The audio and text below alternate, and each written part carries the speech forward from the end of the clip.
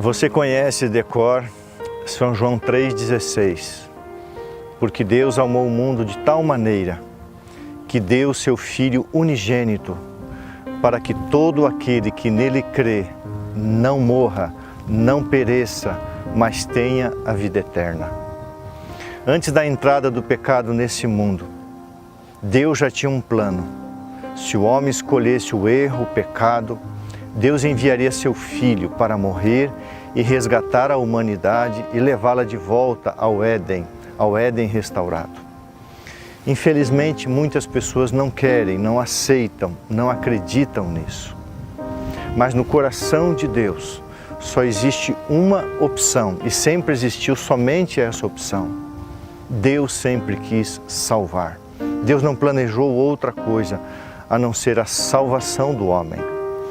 E a Bíblia conta uma história muito interessante, e eu quero ler o texto, depois eu quero te explicar um pouquinho essa história. Diz assim, está em 2 Samuel, capítulo 14, o verso 14.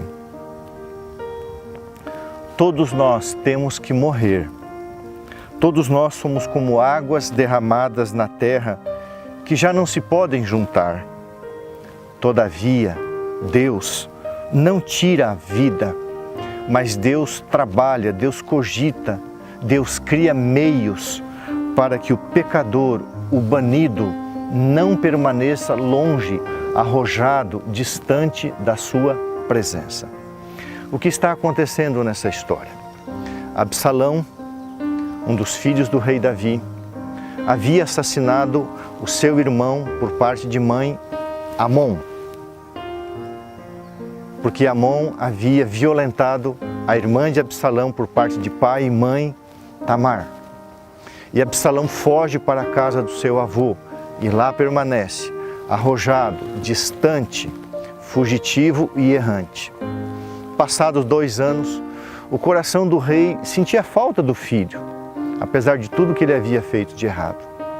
E Deus então manda uma mensagem para Davi através desse texto de uma parábola, dizendo para Davi que Deus não tira a vida, mas Deus cria meios para trazer seus filhos de volta à salvação, à casa.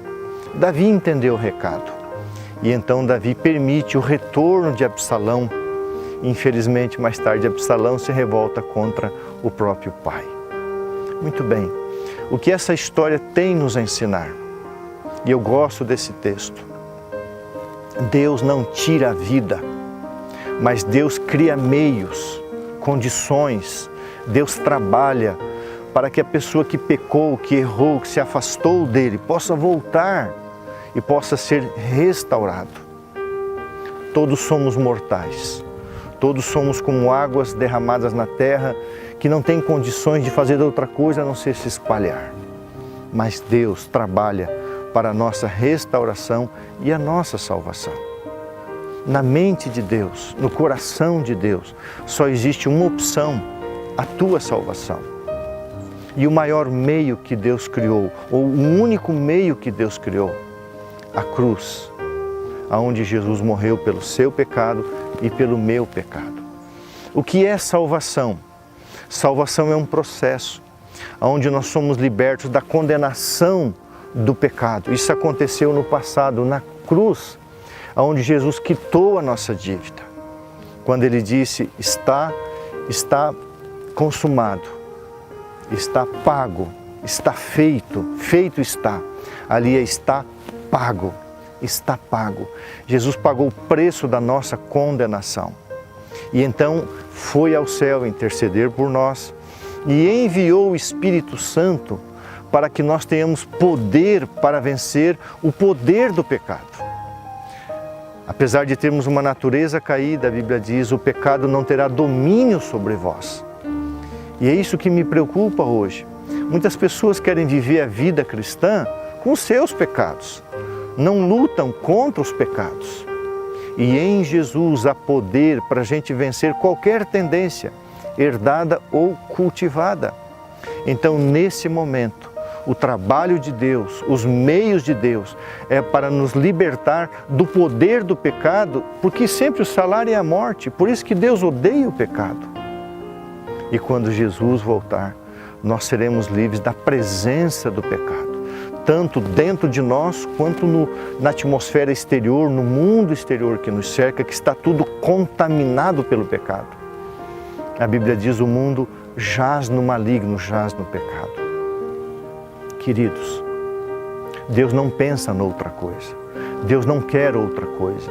Deus não tem outro plano a não ser resgatar você deste mundo e tirar você e eu daqui e levar para o Éden restaurado. Deus nunca mudou. Esse sempre foi o seu plano desde o início. Por isso que estas palavras de 2 Samuel 14:14. Deus não tira a vida. Deus não é um Deus de morte, de sofrimento. Isso é coisa que veio pelo maligno, você sabe. Deus é um Deus de vida, um Deus de salvação. E no coração de Deus, Ele trabalha para que o seu único propósito, que a tua salvação e a minha aconteçam.